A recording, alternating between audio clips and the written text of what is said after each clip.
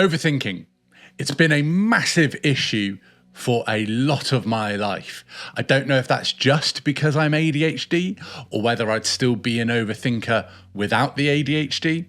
But either way, overthinking has kept me from doing so many things that I knew I was capable of. And the thing that people don't talk about when it comes to overthinking is the flip side, which is overthinking leads to underachieving, underperforming, and a lack of action. And I've said it in a previous video, you can't think your way into a better situation. You can visualize it, but then you have to do what you've thought about. And overthinking often leads to perfectionism, leads to procrastination, it leads to constriction, which doesn't allow for a flow of energy, it doesn't allow for action to be taken, and it doesn't allow for progress. And one of the big things that I've had massive issues in terms of overthinking with is content creation. I've sat and thought about videos, and even before hitting record today, I sat here and was trying to figure out what I was going to say for several minutes. But luckily, I've done this enough now that I am at least overcoming my overthinking. I'm in recovery, as the 12-step program would say when it comes to addiction. I'm recovering from that overthinking and those cycles that inhibit progress. So today I want to go through 5 shifts that have allowed me to get towards that recovery away from overthinking, and hopefully they will be able to help you with this as well. So number 1 is probably the biggest one, and it's the most generic, it's the most all-encompassing, and that is to change focus.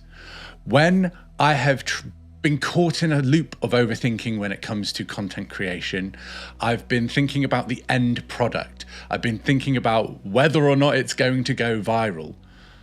Those are things that you cannot control, not until you've actually done the recording, before you've done the preparation, before you've posted it.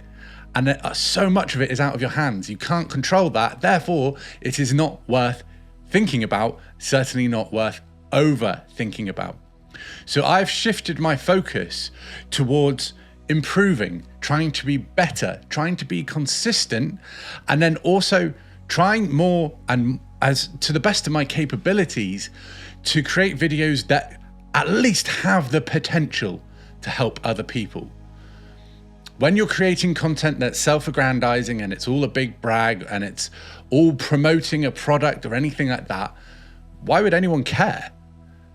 Now, there's the universal law of reciprocity. If I put something out that's helpful, hopefully a few people will then want to pay me to help them further. And I'm fine with that. Back when I started creating content in terms of it for business, I was way too focused on making the sale. And if you're constantly selling all the time, you're not building trust and you're not particularly likable. And I felt there was a massive disconnect in terms of authenticity between what I was saying and how I was acting on camera and who I actually am.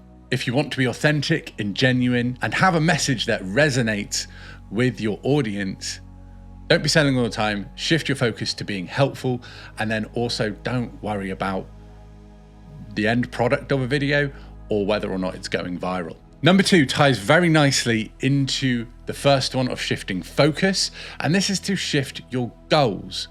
Creating content is not a finite game. You cannot win. As much as any content coach or guru might say, we want you to win with content, that is an ideological claim. It doesn't have a tangible, there's no goalposts. There's nothing that you can do where you go, right, I've finished. It's not like you're running a 100-meter sprint. It's not like you're playing against somebody else. The only person you're playing against is yourself. Therefore, it's an infinite game, and the only goal is to improve, to keep going, and keep getting better and keep doing it. When you take that into account, it's a lot easier to let the overthinking go and to understand it's better to get on camera and create something than to create nothing at all.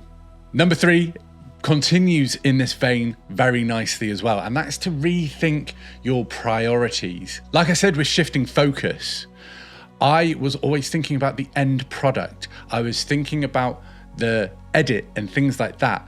When you reprioritize to going towards improvement and helping other people, the edit doesn't matter. Whether or not I've shaved today doesn't matter. If I stumble over a few words, doesn't matter. What matters is my intention, the message that I am bringing across, and just that I want to get better at this whilst helping others. If you only prioritize those things, you can't lose if you don't give up, which then ties into it being an infinite game, being number 2. Hope you can see a pattern here. So essentially, to overcome overthinking, you have to just let go of all the things that you think are important and try and really hold on to what is genuinely important, which is your intention, who you're helping, and whether or not you're actually continuing and participating in creating content as opposed to just thinking about it. Now, number 4 is a much needed breather for how serious 1 to 3 were. And that is to take the pressure off, have fun. Content creation is a creative endeavor. If you're ever that far into overthinking that it's just the pressure is unsurmountable, you're never going to continue with it, for one thing. And even if you do manage to create 1 or 2 videos, you're not going to want to continue with it, and it's not going to be pleasurable whilst creating those 1 or 2 videos. So let that weight fall off your shoulders and have some fun. Let your personality come out. And also, the funny thing about this is that often the videos where people put the least effort in terms of what they think is needed to go viral or to be successful, those videos are the ones that do the best. Alex Hormozy, some of his most viewed videos, he shot in a cupboard. Nolan Molt, who I've been working with in the Content Academy, shout out Nolan, some of his best videos he has done no editing on. It's just him vibing in front of a camera because he's had an idea.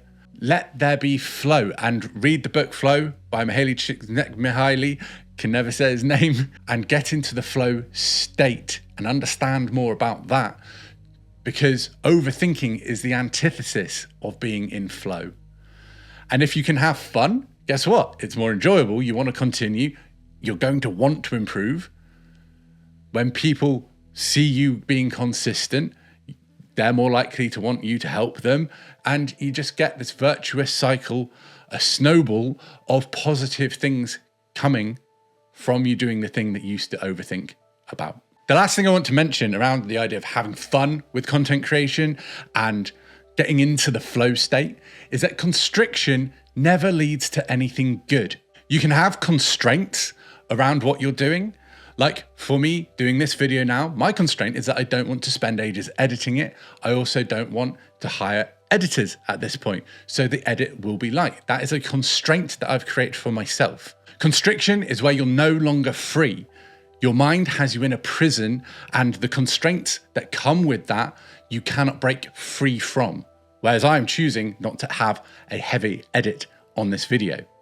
I hope you can see the difference there. It's quite nuanced, but it does make a massive difference. And finally, appreciate the journey. I want to give you 2 facts about very well-known people that should drive this point home.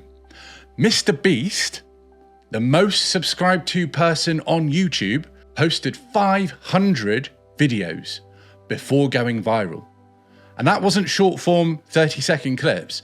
These were Mr. Beast videos. Admittedly, not to the quality that he's doing now. He didn't have the budget. But as much effort, I'm sure, because he loves it. He was invested in the journey and invested into honing his craft and improving and being better. If it had always been about going instantly viral for him, we wouldn't have a Mr. Beast. Nobody is going to do something 500 times if their intention is for it to succeed in the first couple of times. And then Gary Vee posted over 1,000 videos on the wine library before anyone took any notice. Again, imagine a world without Gary Vee. Think of all the great quotes and all the great advice that he's given and how many lives he's changed.